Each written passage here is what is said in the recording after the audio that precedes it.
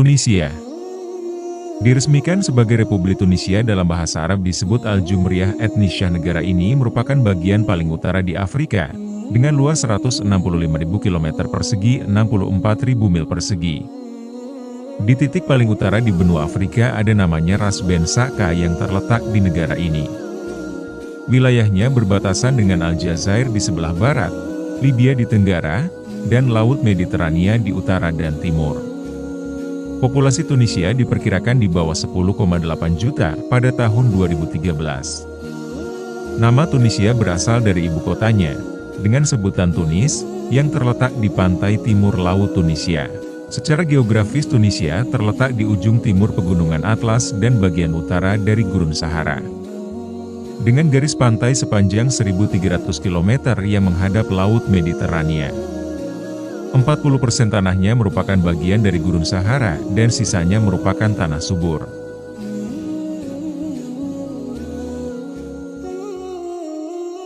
Konstitusi baru yang disetujui dalam referendum bulan Juli dan mulai berlaku pada bulan Agustus mengharuskan negara untuk mendukung dan memajukan tujuan-tujuan Islam dan menetapkan bahwa Tunisia adalah bagian dari umat Islam baik komunitas atau bangsa, dan bahwa negara harus bekerja untuk mencapai tujuan-tujuan Islam dalam menjaga kehidupan kehormatan, harta benda, agama, dan kebebasan.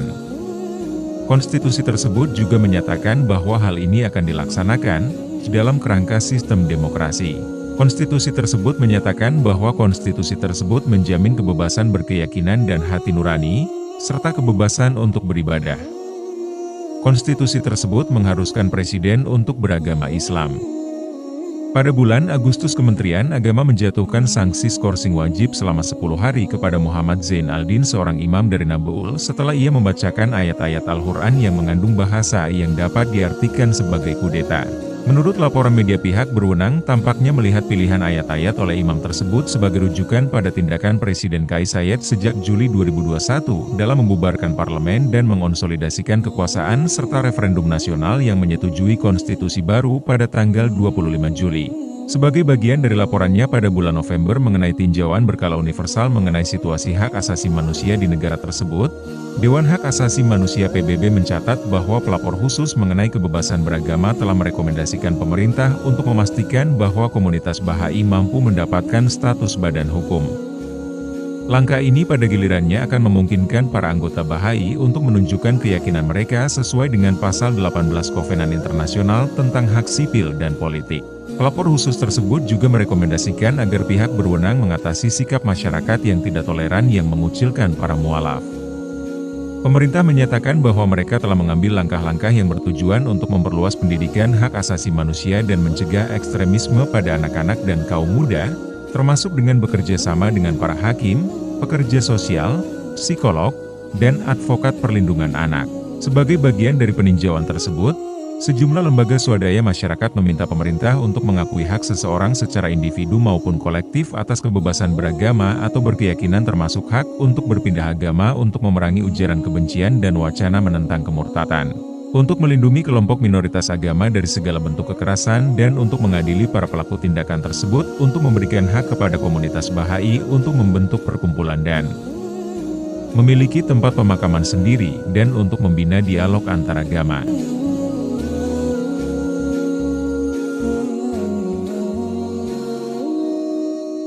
Pada bulan Januari, perwakilan dari banyak kelompok agama di negara tersebut menandatangani Piagam Nasional untuk hidup berdampingan secara damai yang menyerukan dukungan terhadap hak-hak minoritas agama untuk menjalankan keyakinan mereka dan mempromosikan hidup berdampingan secara damai di antara kelompok-kelompok agama. Asosiasi At-Talaki untuk Kebebasan Beragama dan Kesetaraan memimpin inisiatif tersebut dan Emera mendukung acara tersebut. At-Talaki Association melaporkan bahwa komunitas agama yang menandatangani piagam tersebut menjadi sasaran penghinaan dan ancaman kekerasan secara anonim. Orang-orang Kristen yang pindah agama dari Islam mengatakan bahwa ancaman dari anggota keluarga mereka dan orang lain mencerminkan tekanan masyarakat terhadap umat Muslim yang meninggalkan agama mereka.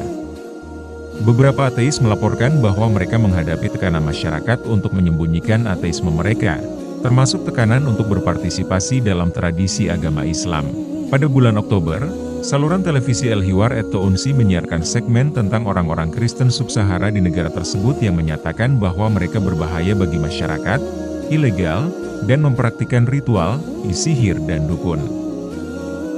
Duta Besar AS dan pejabat kedutaan AS lainnya terus menjaga kontak rutin dengan pejabat pemerintah, termasuk di Kementerian Luar Negeri, Migrasi, dan warga Tunisia di luar negeri, untuk membahas isu-isu yang berkaitan dengan kebebasan beragama dan untuk mendorong hidup berdampingan secara damai di antara kelompok minoritas agama. Percakapan juga difokuskan pada upaya pemerintah untuk mengendalikan kegiatan di masjid, kesulitan yang dihadapi warga Yahudi, Bahai, dan Kristen, laporan tentang tindakan antisemit, dan ancaman terhadap orang yang pindah agama dari Islam. Sepanjang tahun, pejabat kedutaan membahas keberagaman agama dan dialog dengan para pemimpin komunitas Muslim, Kristen, Yahudi, dan Bahai. Konstitusi baru yang disetujui dalam referendum bulan Juli dan mulai berlaku pada bulan Agustus mengharuskan negara untuk mendukung dan memajukan tujuan-tujuan Islam. Konstitusi tersebut menyatakan, Tunisia adalah bagian dari umat Islam komunitas atau bangsa dan menetapkan bahwa negara harus bekerja untuk mencapai tujuan-tujuan Islam dalam menjaga kehidupan, kehormatan, harta benda, agama, dan kebebasan. Konstitusi baru tersebut juga menyatakan bahwa hal ini akan dilaksanakan dalam kerangka sistem demokrasi. Konstitusi tahun 2014 menyatakan agama negara tersebut adalah Islam dan negara tersebut menjadi negara sipil.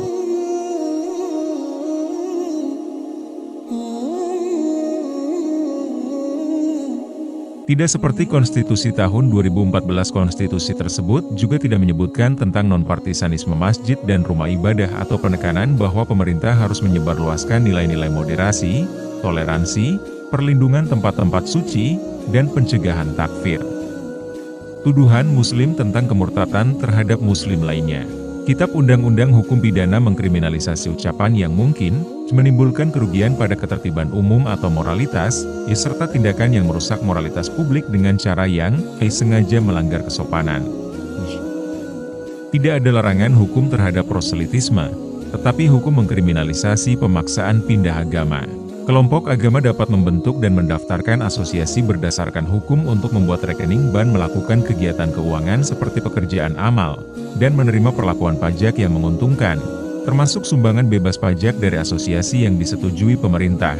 Asalkan asosiasi tersebut tidak bermaksud mewakili semua penganut kelompok agama atau menggunakan nama kelompok agama.